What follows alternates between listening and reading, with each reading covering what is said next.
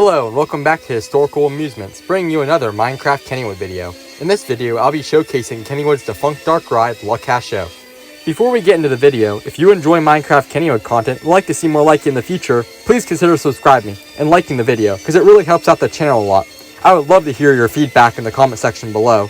Now back to Le Cachot. Le Cachot is a dark ride that operated at Kennywood from 1972 to 1998. It was designed by the legendary dark ride designer Bill Tracy.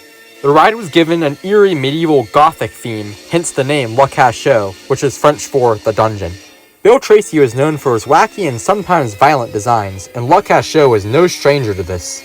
Take the facade for example. It was full of 1960s pop culture references, including jousting skeleton knights on motorcycle choppers, peace signs, flowers, and more.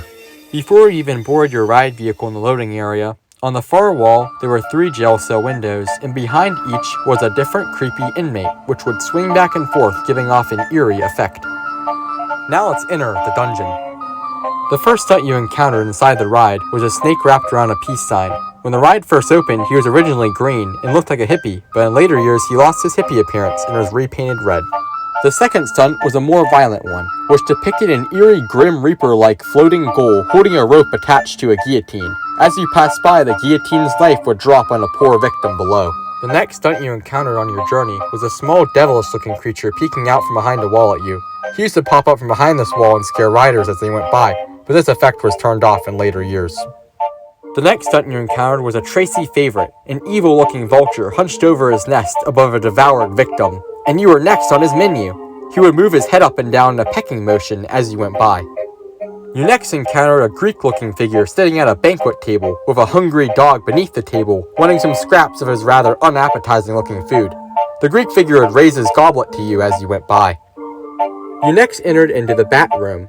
The walls of this room were painted to look like that of a dungeon, featuring torture devices, skeletons, and even a devil dog.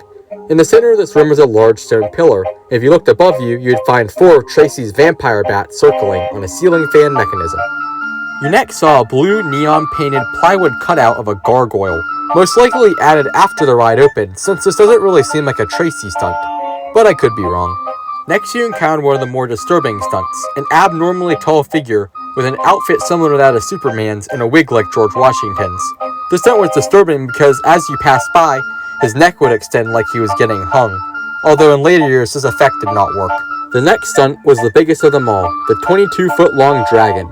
As he passed by, he would shoot out air from his nostrils, simulating his fiery breath. Unfortunately, he was removed in the early 80s and replaced with some skeletons fishing in a canoe. The dragon was reused though, and sent to nearby Idlewild to be used in the Storybook Forest attraction, where he remains today. After our encounter with the dragon, we come face to face with another gruesome stunt. This stunt depicts a disfigured corpse-like inmate chained to a wall with skulls hanging around it. This stunt was nicknamed the Chain Lady. The very last stunt we encountered was the Sorcerer, a witch-looking figure stirring a pot of stew with a skull in it. Okay, maybe that's not stew. In classic Bill Tracy fashion, the last trick in Le Cachot was a strobe room. This room had hypnotic shapes painted on the walls and flashing lights. And that will end our tour of Le Cachot. Now let's take a ride.